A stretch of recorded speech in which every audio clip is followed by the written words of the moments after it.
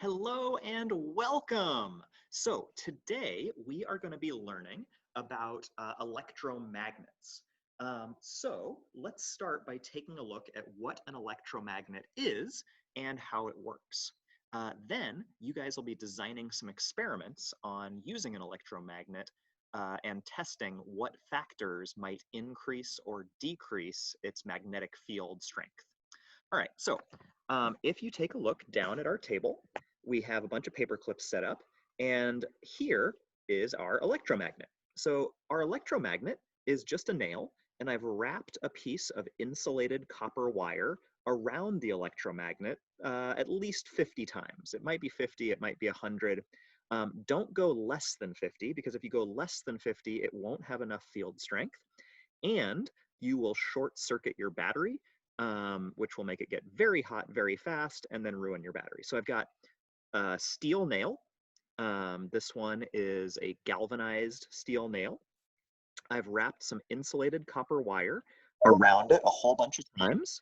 And now, in order to turn it into an electromagnet, I am going to take a battery and I'm going to put the battery on the two exposed ends of the wire. So I've stripped the two exposed ends so that they are not insulated, and I'm just going to hold it on with my thumb and my forefinger. And now I have an electric current running through the battery, and that battery running through the battery and through the wire. So as I hold it on there, I can go down and touch, let's see, I get a good touch there, there you go. Touch something that is metal, and it'll pick it up like a magnet. So it is using an electrical current to create a magnetic field. And you can see I can pick up quite a few paper clips there. And then if I release my pressure and stop the current, everything falls off. So now it's not connected, the wire is not touching the battery, and so I'm going to keep it like this with the wire not touching the battery and see if it works. And it does not pick up anything. So when the wire is not touching the battery, there's not a complete circuit. The electromagnet doesn't do its job. When I do hold it and I connect both ends, now the wire is connecting in a complete circuit, and now it serves like an electromagnet. There is a magnetic field. Okay, so that is an example of an electromagnet. Let's take a look at how that works. So how do we make an electromagnet actually work? Okay, so it turns out when you run a current through a wire, my red line here is indicating an insulated copper wire or a wire of any kind. And the current, remember, runs from the positive side to the negative side. It's the direction that the charge would move, and the charge is a positive charge. So as the current runs this way, we can use something called the right-hand rule to figure out which direction the magnetic field should run. Going down a wire, if you take your right hand and you put your thumb in the direction of the current of the wire, your fingers will point in a circle, and the circle that your fingers point in is the direction of the magnetic field. So for a wire with a current running through it, in this case, my fingers are pointing into the board at the top, and then around the back of the board, and then out the bottom of the board. So the direction of the current of the magnetic field, sorry, my blue lines are my magnetic field lines, are into the board at the top, out of the board at the bottom, and then up in front of the board, behind the board going down. So this would be my magnetic field. And that's always the case. You always use your right hand. The thumb goes in the direction of the current. Your fingers show you the direction of the magnetic field lines. Okay, so if I do something similar and do it for an electromagnet here, now I have my electromagnet with my ferromagnetic core. Ferromagnetic means that it's made of iron or something else that can conduct electricity and can turn into a magnet. It can react to a magnetic field. So steel is iron-based, iron obviously. Cobalt is ferromagnetic as well. Then I have my wire, and my wire is wrapping around my ferromagnetic core, and it's got a positive end to the battery and it's got a negative end to the battery. So the current would go this way and then around and around and around and around and around and around, and then all the way back out to the negative end. Okay, so for my field lines, I would draw those. Here's the direction of my current. So my field lines would go into the board here. So it would kind of come in and then out like that. That would be my magnetic field lines, like this. And then when it gets in here, it would be pushing into the core. So it would come out here and then push down that way. And then over here, it would come out and then, sorry, let's see, I'm following here. So it would be pushing in over here as well. I got that going the wrong way. So it would be pushing in that way. And then on the back end, it would be coming around this way. And so that's also pushing down into the core. So all the way through here, I'm pushing into the core. And that's over and over and over pushing what is, from our perspective, down. So my overall magnetic field lines would be out and down, out and down. If we looked at that from a circular perspective, I would have, from like a bird's eye view, here is my core. My copper wire is going around like this, spiraling around, and the current is going around and around. And so everything here is pushing into the core, into the core, into the core, into the core, into the core, and down. So I'm pushing over and over and over the same direction down the core. So what that does is that it pushes over and over the same way. And so my overall field lines would be like a big up and down. Okay? So it's coming out here and then going up and then back down. And I've basically got these huge field lines of magnetic field all pushing the same way, pushing like a big circle. And that creates a magnetic field held by this ferromagnetic core that allows you to pick up some steel or other magnetic objects, like paper clips. So you could also, if you don't want to use paper clips, use any other metal object. For example, staples could work really nicely. So if you have a stapler and you want to just use a bunch of staples, you could do that too. I'm just making a whole bunch of staples here, jamming my stapler. But that would also work nicely for your electromagnet. So you could hold like this, and then you could pick up staples as well. So it doesn't have to be paper clips. Anything made of metal or steel should work nicely. All right, so now when you design your experiment, you are going to want to determine one factor that you can change about this electromagnet. I would suggest that there are 3 possible things that you might think about changing. Those 3 possible things that you could think about changing would be the ferromagnetic core. So for example, you could change the type of nail that's in here. So here's one with a long nail. Here's one with a shorter nail. So I could change the length of the nail. Same number of wraps, same type of wire, but I've changed the nail. I could also change another factor about the ferromagnetic core. Here's a longer one, but it has a different type of nail on it. So it's now not galvanized. It's just a raw metal nail.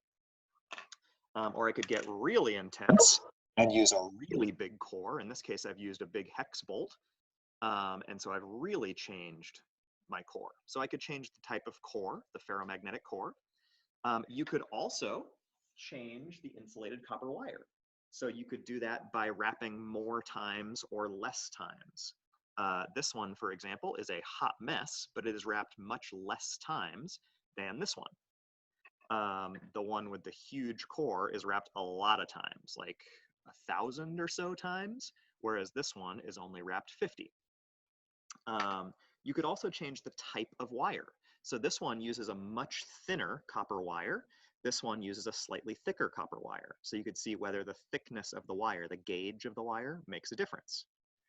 So you could think about how you could change that, or whether overlapping makes a difference. This one overlaps the wire on itself.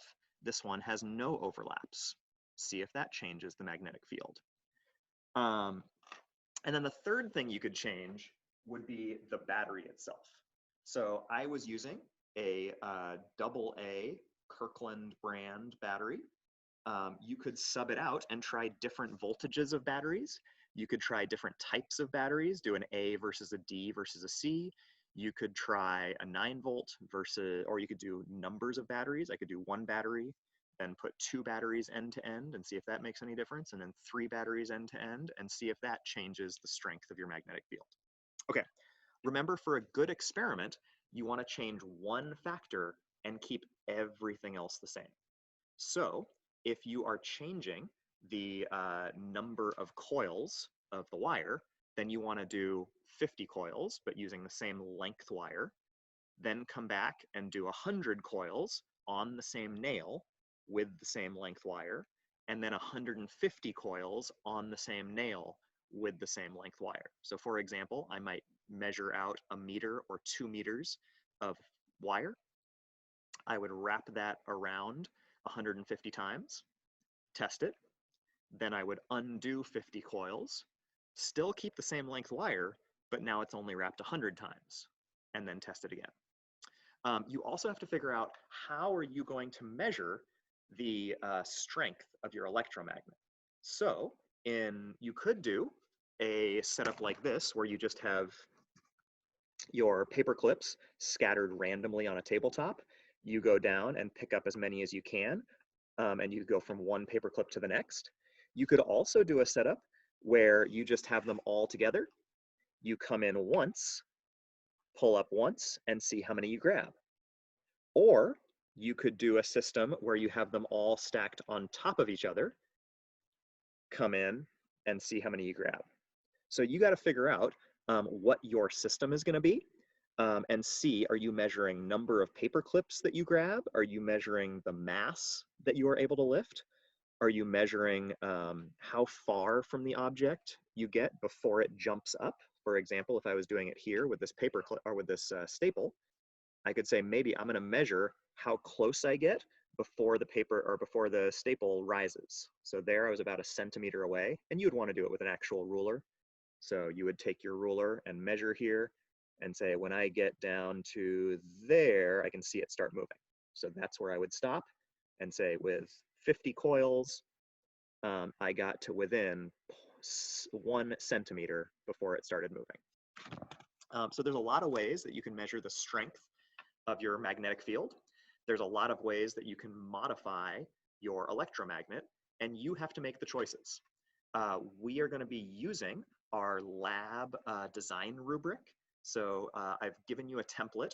You're going to make choices about what modification to the electromagnet you want to make, how you're going to gather the data, how you're going to measure the strength of your electromagnet.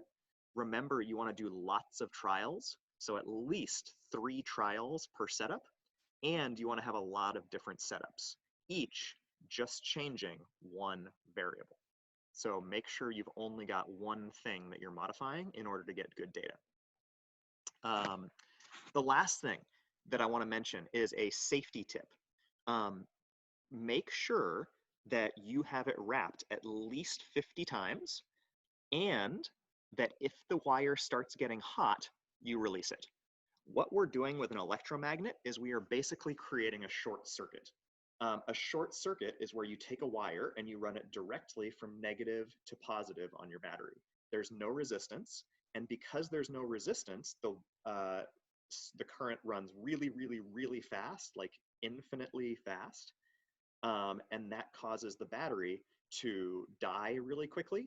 It sends all of the energy all at once. That makes it go really fast, and if you hold it on there, the battery will get warm.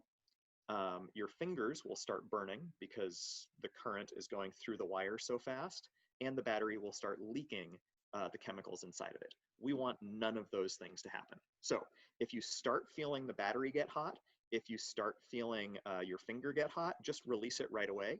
Don't tape the wire onto your battery. Try to do it with your fingers.